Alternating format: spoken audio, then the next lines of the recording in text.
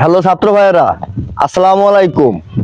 আপনারা যে কোটা বিরোধী আন্দোলন করেছেন, সেই আন্দোলনে বিজয়ী হয়েছেন এবং স্বাধীনতা অর্জন করেছেন, সেই অনুপাতে আপনাদেরকে অনেক ধন্যবাদ।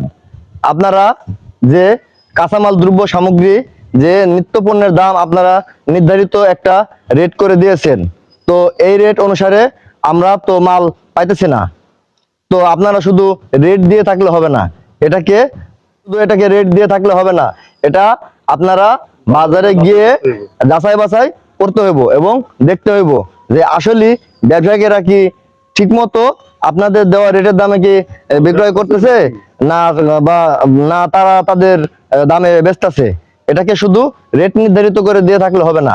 গরিব দুঃখী মানুষেরা এটাই চায় যে তারা খেয়ে পরে বাঁচুক, তারা এই কাঁচামাল এবং খাদ্যদ্রব্যের